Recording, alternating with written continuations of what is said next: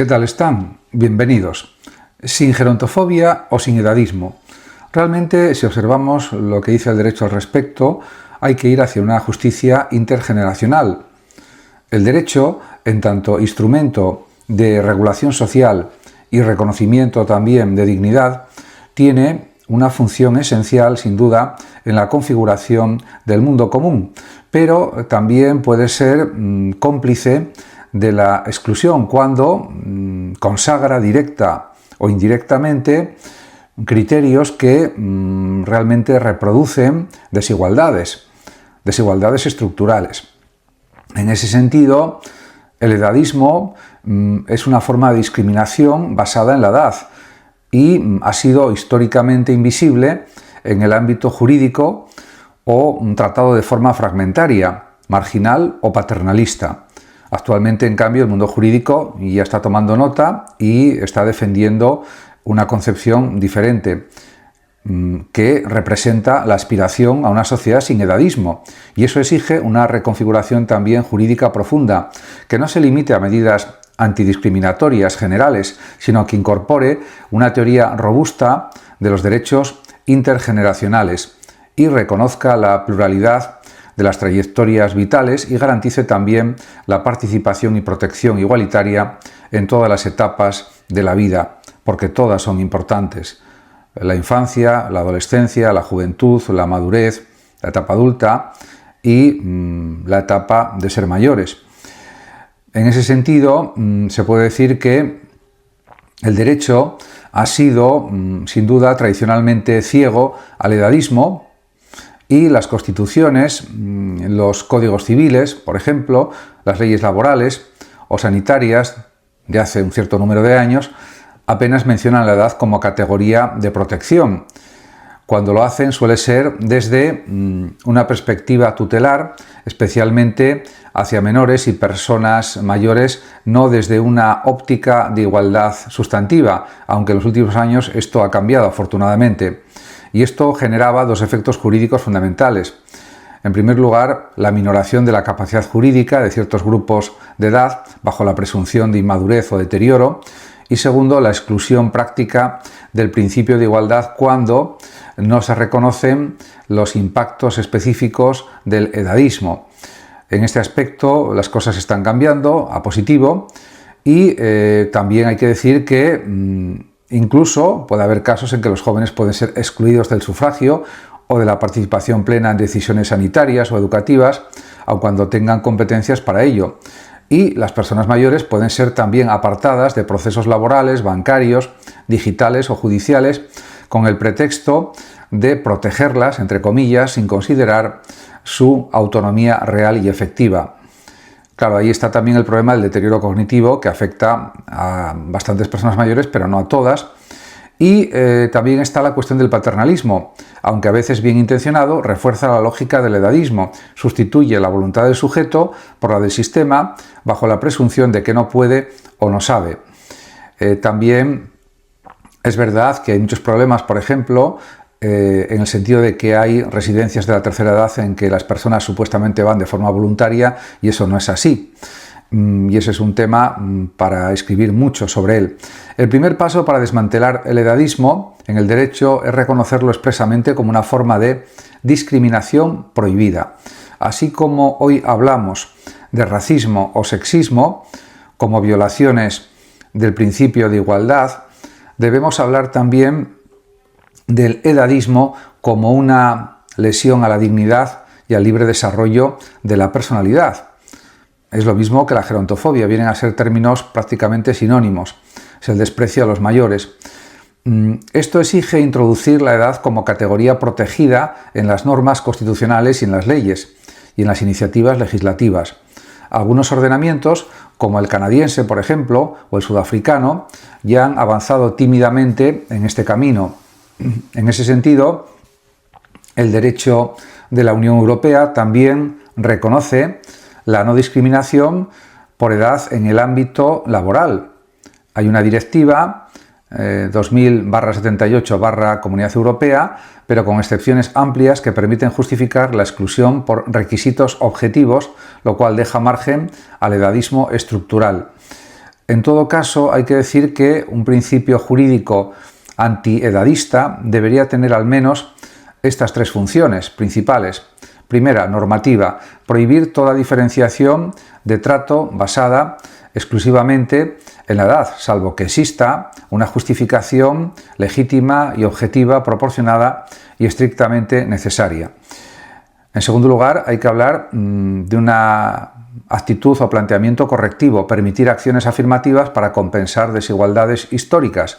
Por ejemplo, en el acceso al empleo, que no tiene que estar dependiendo de la edad, la salud o la vivienda, promocionar que haya un acceso a estos servicios, a estos bienes para personas mayores o jóvenes.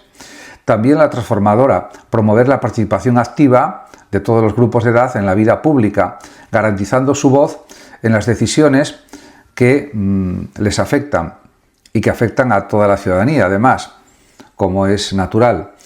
En este aspecto hay que decir que la capacidad jurídica pues está más allá del binarismo tutela-autonomía, porque hay muchos matices en ese sentido. Una de las expresiones más evidentes del edadismo jurídico es el tratamiento también de la capacidad jurídica. Tradicionalmente, el derecho ha operado con una lógica binaria.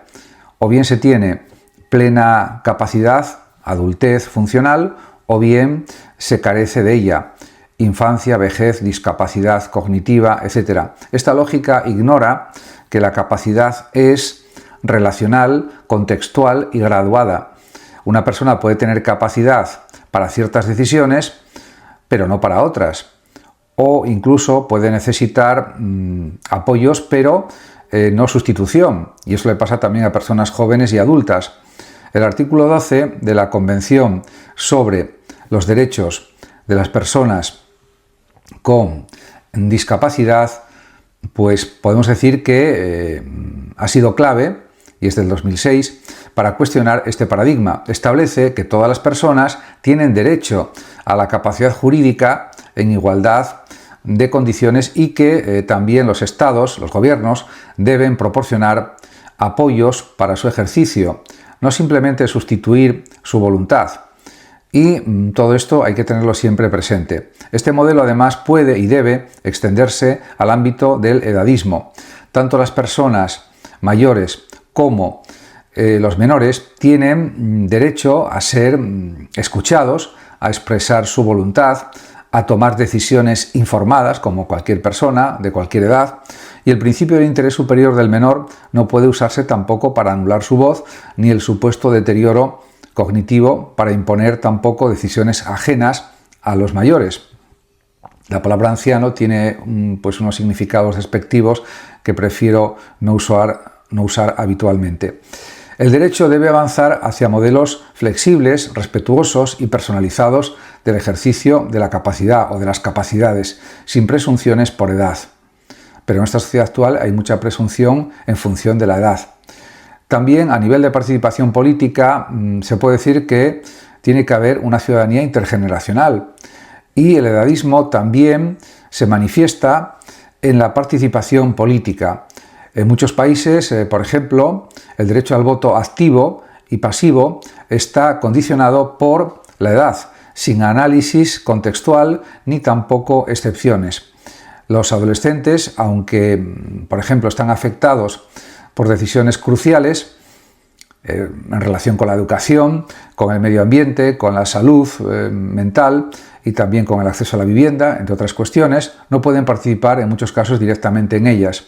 Asimismo, las personas mayores son frecuentemente sobrerepresentadas en algunos casos, pero generalmente son subrepresentadas en los parlamentos, en los medios y en los procesos deliberativos, aun siendo uno de los sectores más afectados por decisiones presupuestarias que son del orden del aspecto sanitario, por ejemplo, en relación con la vivienda, etcétera, o en relación con las pensiones. En definitiva, una sociedad sin edadismo exige repensar la ciudadanía como un proceso continuo, no como un privilegio de una franja de edad. Esto implica bajar la edad del sufragio activo, como ya ocurre, por ejemplo, en Austria o en algunas regiones de Alemania, y además también fomentar mecanismos de consulta y participación juvenil también en los parlamentos, escuelas y municipios. En cualquier caso, se debería garantizar también la participación de personas mayores en los consejos de políticas públicas. Reconocer también el valor de la experiencia de los mayores y la memoria histórica en la toma de decisiones colectivas. También hay que decir que ha habido grandes genios en la historia que lo han sido también de mayores, no solamente cuando eran jóvenes o eran adultos. La democracia no puede ser monopolio de los adultos funcionales, debe ser intergeneracional y plural. Y esto es algo que pues hay que decirlo alto y claro, y de una manera yo creo que muy diáfana. En cuanto al edadismo, en el derecho laboral, en el derecho sanitario y en cuanto al acceso a lo digital, los ámbitos sectoriales del derecho muestran también los efectos del edadismo. En el empleo, por ejemplo, las personas mayores de 50 años se enfrentan a enormes barreras de contratación, promoción o formación. A menudo se las considera menos adaptables, más costosas o menos digitales. El derecho laboral debe incorporar cláusulas antiedadistas explícitas, penalizar prácticas de despido por edad y prohibirlas, y fomentar políticas de inclusión. En la salud también la edad sigue siendo un criterio implícito de priorización, especialmente en crisis como ocurrió por ejemplo en el caso de la pandemia de la COVID-19. El derecho sanitario debe asegurar que las decisiones clínicas no se basan en la edad cronológica, sino en evaluaciones individualizadas con consentimiento informado real del paciente. En el acceso digital, muchas normativas bancarias, por ejemplo, administrativas o comerciales excluyen a personas mayores al exigir habilidades tecnológicas específicas. Pero es que hay personas adultas que tampoco tienen esas habilidades tecnológicas. El derecho digital debe garantizar la accesibilidad tecnológica universal y no permitir que la transformación digital deje atrás a quienes no han crecido con pantallas, que no son nativos digitales, en definitiva. Y en ese aspecto, pues hay que habilitar sistemas de atención presencial, personal, a todo tipo de personas, no solamente a las mayores, sino a las personas adultas, a los jóvenes, etc. Por lo tanto, hay que ir hacia una teoría de los derechos intergeneracionales. Finalmente, el combate jurídico contra el edadismo requiere desarrollar una teoría de los derechos intergeneracionales. Es imprescindible que articule las obligaciones recíprocas entre generaciones presentes y futuras. No se trata de enfrentar a jóvenes y mayores, sino de reconocer sus interdependencias y construir un sistema normativo que realmente garantice justicia en el tiempo actual estamos hablando. Y esto implica una serie de cosas. Primero, reconocer el derecho de los jóvenes a un futuro habitable, sostenible y justo, reconocer también el derecho de los mayores a vivir con dignidad, a tener los cuidados adecuados y también gozar de la participación social, de la estimación social, etc. Porque son personas valiosas, tengan la edad que tengan. Establecer también principios de solidaridad intergeneracional en la seguridad social, la vivienda, la educación y la planificación urbana. Crear también instituciones jurídicas nuevas que representen también los intereses intergeneracionales, como por ejemplo tribunales éticos, asambleas, en relación con la cuestión del edadismo o de la edad y para reforzar los derechos de las personas mayores especialmente. A modo de conclusión, se puede afirmar que no tiene que haber edadismo y diríamos, eso no es una utopía normativa en el ámbito jurídico, sino una exigencia de justicia estructural. Significa reformar el derecho para que deje de operar con cronologías excluyentes y comience realmente a pensar en términos de dignidad, capacidad y también participación y diversidad en cuanto a la edad. Significa, por otra parte, construir una ciudadanía donde todas las edades cuenten, no solo como objetos de cuidado o protección, que también, sino como sujetos, diríamos, que son autónomos Y en ese sentido, pues hay que decir e insistir en que las personas mayores todavía están activas, pueden aportar mucho a la sociedad, tienen derecho a realizarse plenamente, tienen derecho a seguir persiguiendo sus sueños. Nunca es tarde para conseguir cosas, para lograr pues lo que uno pretende. Y en ese sentido, pues también hay que verlo, por ejemplo, esto en el ámbito del desarrollo personal. Y en ese sentido, todo esto hay que tenerlo siempre en cuenta en cuanto a las políticas públicas y en cuanto al derecho. Tampoco debe haber edadismo en la medicina. Hay que ir hacia una ética clínica centrada en la dignidad en todas las edades. Y se trata de atender bien a todas las personas, tengan la edad que tengan, en función de sus dolencias, etc.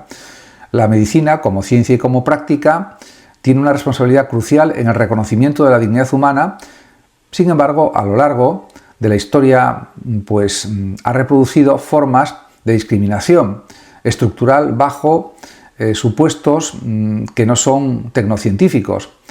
Una de las más persistentes y naturalizadas es el edadismo médico, o lo que es lo mismo, la tendencia a diagnosticar, tratar o priorizar a los pacientes según criterios de edad y no según criterios clínicos ni biográficos, etc.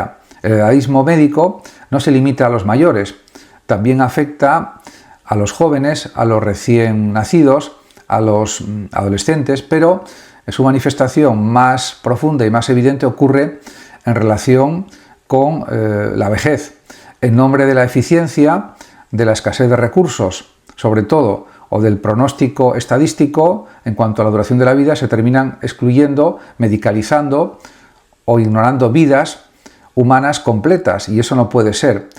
Frente a ello, urge desarrollar una ética médica sin edadismo que rompa con la tiranía del reloj biológico y reconozca el valor irreductible de cada existencia, independientemente de la edad. Yo creo que en este sentido últimamente se está avanzando muchísimo y ya se reconoce a través de grandes pensadores como por ejemplo Diego Gracia, que es un gran filósofo y bioético, que toda vida es valiosa y no se puede practicar el edadismo en ningún caso en el ámbito médico.